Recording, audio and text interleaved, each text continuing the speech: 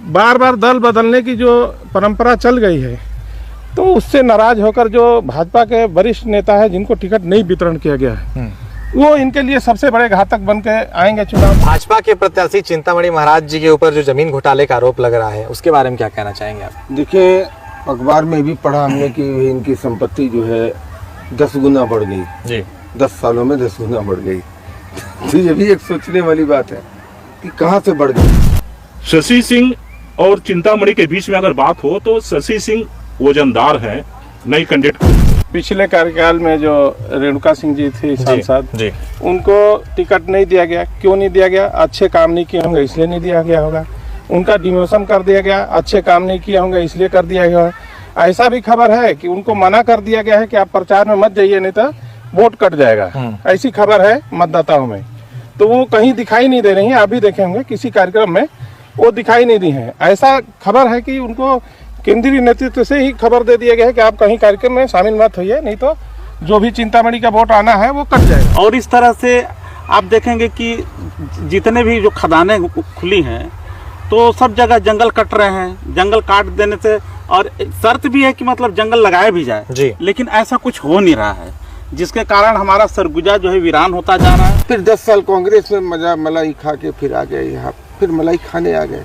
तो ये क्या है कि जो दल बदल वाली जो बात है, दल बदल वाली बात से लोगों का, जो भाजपा के जो वोटर भी हैं, जो भाजपा के कार्यकर्ता है, उनका भी ये कहना है कि भाई नरेंद्र मोदी तो जरूरी है लेकिन चिंतामणि मजबूरी हो ही नहीं। इसका तो सबको मालूम है कि बार बार दल बदलते हैं, आम जनता पूरा जानती है। और लुंड्रा में स्थिति खराब था तो इसलिए कूदा के इनको सामरी भेजा गया। सामरी खराब हुआ तो इनको टिकट नहीं मिला तो भाजपा में कूद गए। तो ये अस्थिर नहीं रहने वाले लोग हैं, आम जनता इसको जान रही है, इसलिए नकारेगी। मैं राहुल शुक्ला, IRN24 की आज की विशेष खबर में आपका स्वागत करता हूं। अब जैसा कि आपको पता है कि अब चुनाव होने वाला है, कई चरणों चुनाव हो भी चुके हैं। सरगुजा में भी बहुत जल्द जो है लोकसभा का चुनाव होने जा रहा है।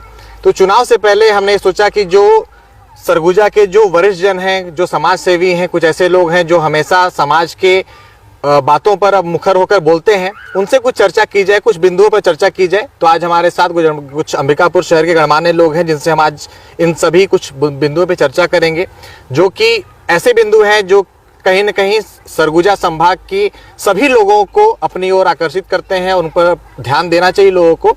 हम बात करें अभी, जैसे सबसे पहले चुनाव की बात हमने की, तो चुनाव के लिए जो सबसे बड़ा मुद्दा है वो ये है कि हमारे जो प्रत्याशी हैं, 2 लोग जो जिनको यहाँ से भाजपा और कांग्रेस ने टिकट दिया है, उनके बारे में पहले हम जरूर जानना चाहेंगे। सबसे पहले आपका परिचय बताएंगे। जी नमस्कार, मैं राजेश सिंह सिसोदिया हूँ और नंगे पाँव के नाम से मुझको जानते हैं सर, नंगे पाँव रहता हूँ जी। तो ये मेरा परिचय है। और जो भाजपा और कांग्रेस के जो उम्मीदवारों की बात है, देखिए भाजपा के पास राष्ट्रीय स्तर पर अच्छे नैरेटिव है। 370 उन्होंने ख़त्म किया, राम मंदिर का निर्माण हुआ, मून मिशन सफल हुआ, और उसके बाद G20 की मेज़बानी बहुत अच्छे तरीके से हुई। ऐसे करके बड़े, मतलब जब देखें राष्ट्रीय मुद्दे पर अगर देख रहे हैं तो राष्ट्रीय मुद्दे पर अच्छे उनके पास नैरेटिव्स है जी। अब क्या है सवाल यहाँ पर, जब हम यहाँ लोकल, जब स्थानीय स्तर पर आ रहे हैं, तो उन्होंने 10 साल, मतलब पहले किसी दौर में रहे होंगे जो इनके प्रत्याशी हैं भाजपा में, फिर 10 साल कांग्रेस में मजा मलाई खा के फिर आ गए यहाँ, फिर मलाई खाने आ गए। तो ये क्या है कि जो दल बदल वाली जो बात है, दल बदल वाली बात से लोगों का, जो भाजपा के जो वोटर भी हैं, जो भाजपा के कार्यकर्ता हैं, उनका भी ये कहना है कि भाई नरेंद्र मोदी तो जरूरी है लेकिन चिंतामणि मजबूरी हो ही नहीं है। दूसरा, जो कांग्रेस की जो प्रत्याशी हैं शशि सिंह, एक युवा चेहरा है, महिला चेहरा है।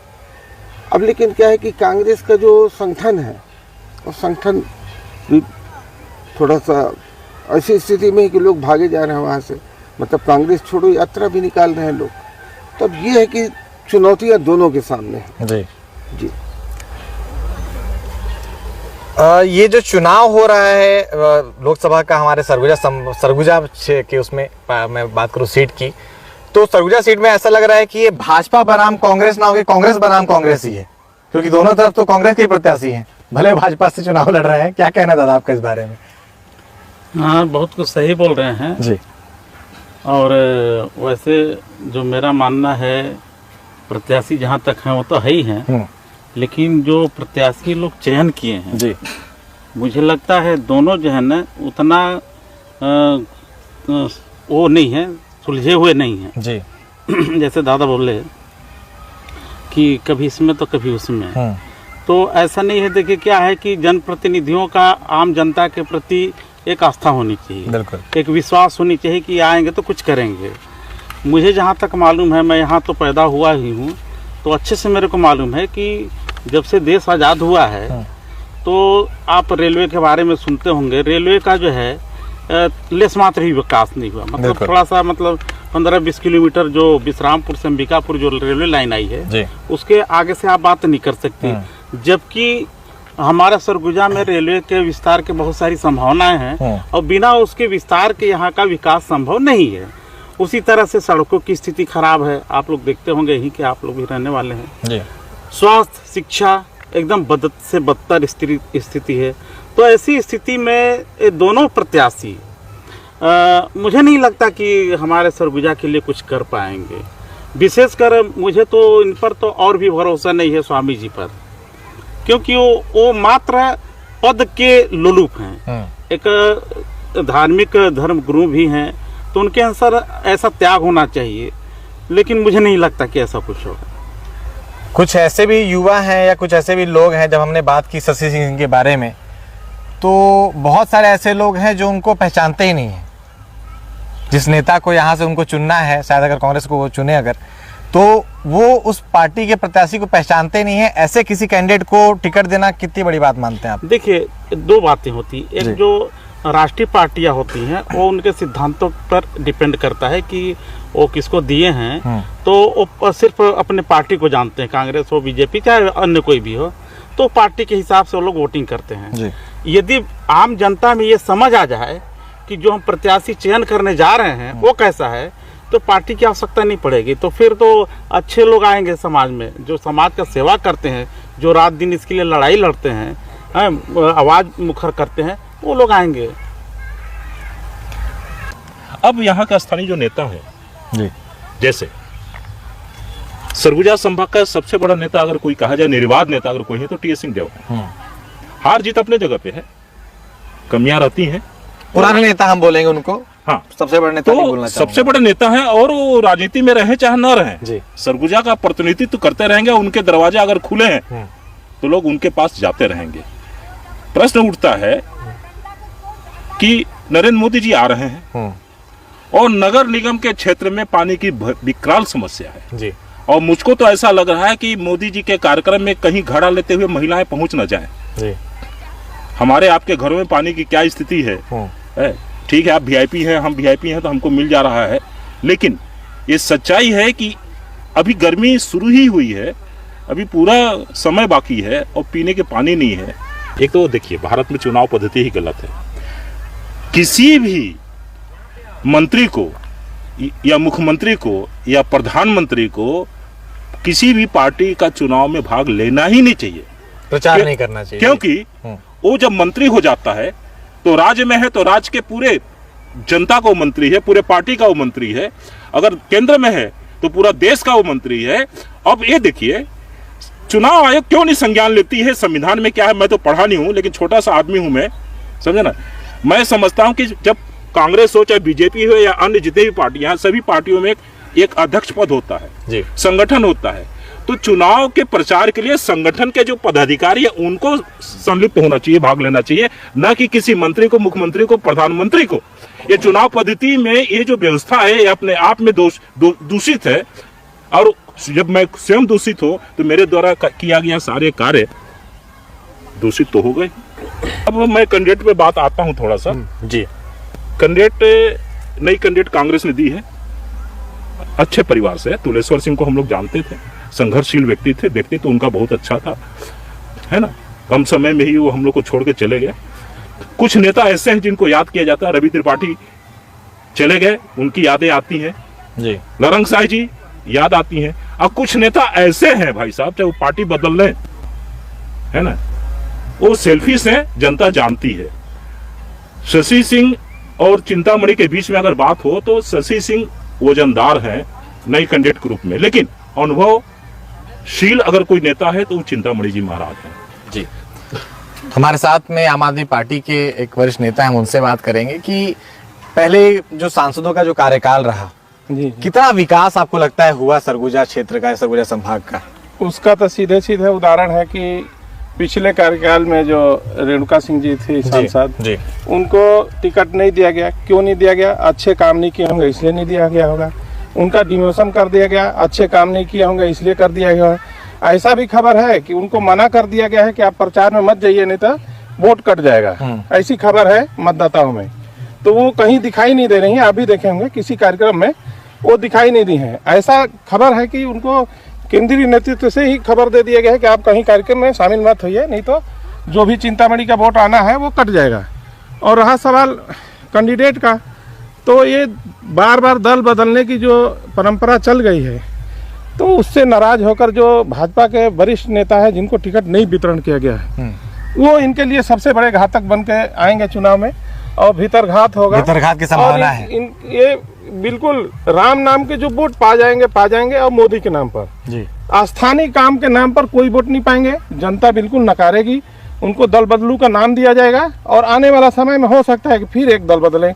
तो ये परंपरा को नष्ट करने के लिए, खत्म करने के लिए उनको हारना भी जरूरी है, नहीं तो आने वाले समय में लोग ये जीत जाएंगे तो ये लोग कि दल बदलने पर जीतते हैं लोग, तो हर लोग बदलने लगेंगे। प्रथा चल ये जाएगी। प्रथा बहुत गलत दिशा में जाएगा। इसलिए मैं मानता हूँ शशि सिंह अच्छी कैंडिडेट है, पढ़ी लिखी है, युवा है और सबसे बड़ा है कि महिला भी है। ये तो आप इंडिया अलायंस की वजह से बोल रहे हैं शायद। नहीं ऐसा नहीं है, आपके भी नजर में है। दल बदलू सामने दिख रहा है। हाँ। और रेणुका सिंह को बता दीजिए किसी कार्यक्रम में दिखी है तो क्यों नहीं दिखी है? कोई तो कारण होगा, आप भी बता सकते हैं।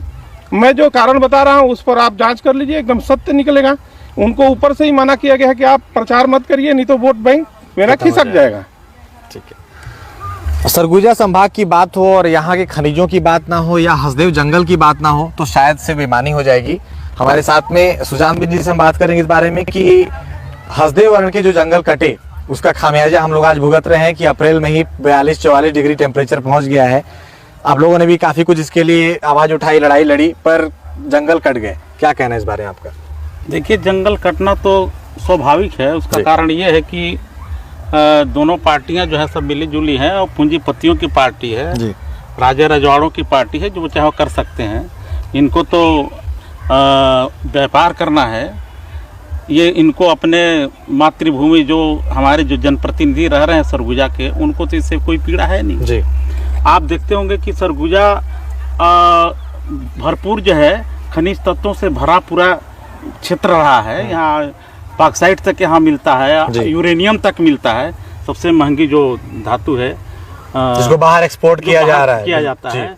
और कोयला तो प्रचुर मात्रा में है ही है। और जितना भी यहाँ दोहन हुआ है खनिज संपदाओं का, उसके अनुपात में मैं समझता हूँ 5-10% भी सरगुजा को नहीं मिला है। और इस तरह से आप देखेंगे कि जितने भी जो खदानें खुली हैं तो सब जगह जंगल कट रहे हैं। जंगल काट देने से, और शर्त भी है कि मतलब जंगल लगाया भी जाए जी, लेकिन ऐसा कुछ हो नहीं रहा है, जिसके कारण हमारा सरगुजा जो है वीरान होता जा रहा है। अब कभी आप मैनपाट जाते हैं तो गर्मी में भी जाते हैं तो वहाँ ठंड पड़ती है जी। लेकिन आज स्थिति यह है कि अंबिकापुर का तापमान और मैनपाट का तापमान बराबर है। उसका यही कारण है कि यहाँ का जो जंगल है, जो पूंजीपतियों की जो पार्टी है ना, ये सब बर्बाद किए जा रही है। भाजपा के प्रत्याशी चिंतामणि महाराज जी के ऊपर जो जमीन घोटाले का आरोप लग रहा है, उसके बारे में क्या कहना चाहेंगे आप? देखिए, अखबार में भी पढ़ा हमने कि इनकी संपत्ति जो है 10 गुना बढ़ गई जी, 10 सालों में 10 गुना बढ़ गई। तो ये भी एक सोचने वाली बात है कि कहाँ से बढ़ गई।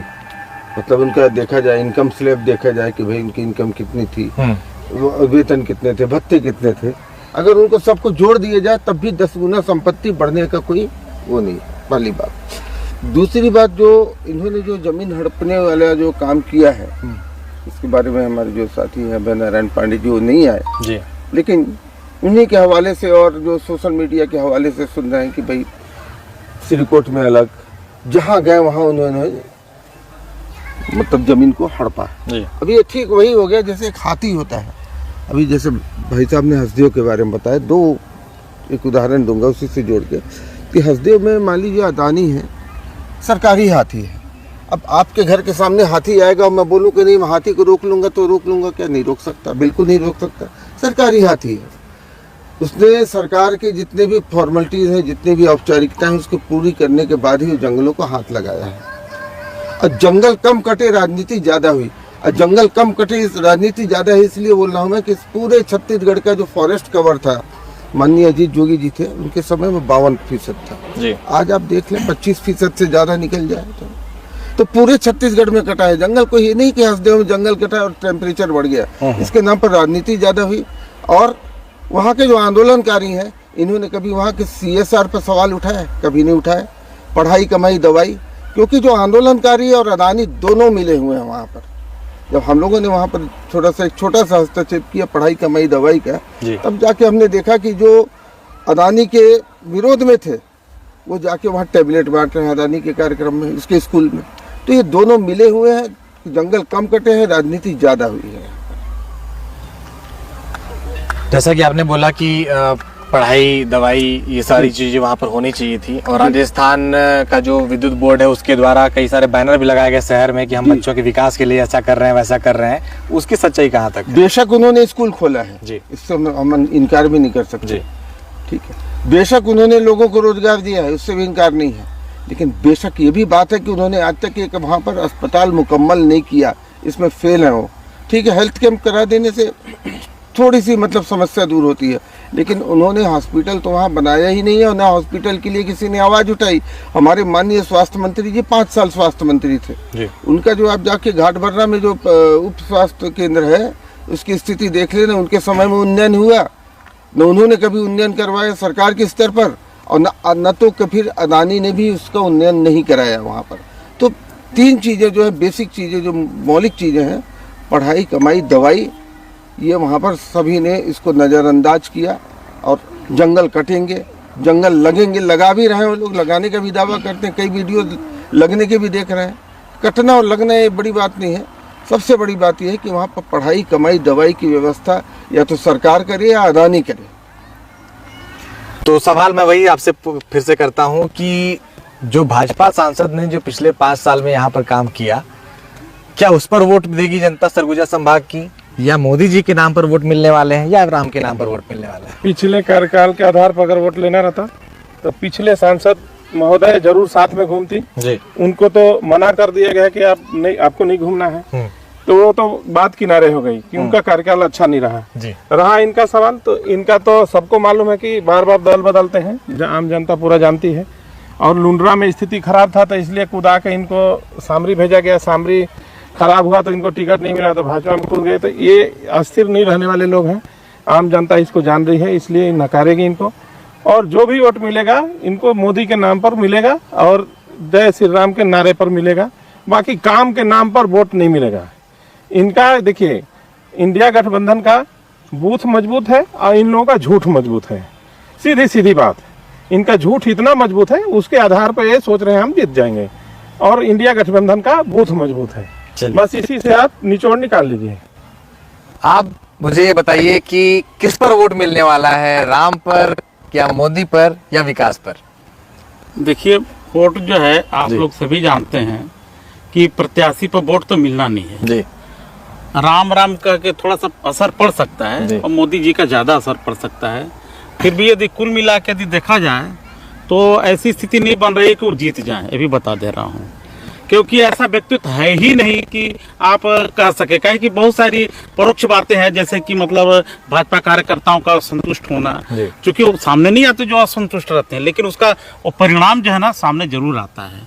तो आप देख लीजिएगा, इसका परिणाम जो है ना उतना सफल नहीं हो पाएगा। पर सांसद महोदय के कार्यकाल में यहाँ से रेल दिल्ली के लिए चालू हुई, आप भी काफी उसमें एक्टिव रहते हैं संघर्ष समिति में, क्या कहना रेल विस्तार के बारे में आपका? रेलवे के बारे में फायदा मिलेगा? रेलवे के बारे में कोई फायदा नहीं मिलेगा, क्योंकि जो रेल चलती है उसका चलने का कोई मतलब भी नहीं है। हफ्ता में 1 दिन चलती है और अभी तो कई महीनों से बंद भी है, तो उसका तो कोई फायदा मिलेगा नहीं। और दूसरी चीज क्या है कि जो पूर्व सांसद रही, उन्होंने सरगुजा के बारे में 1% भी कोई काम नहीं किया है। जनजाति मंत्री भी रही, तो उनको जो काम करना चाहिए सरगुजा के बारे में जो कर सकती थी, हमें तो बहुत उम्मीद भी था, हमने तो प्रचार भी किया था कि बहुत अच्छी हैं, तेज तर्रार हैं, लेकिन इस बार उनका जो वो रहा, जो रोल रहा, बिल्कुल कुछ नहीं रहा, सरगुजा में कुछ भी विकास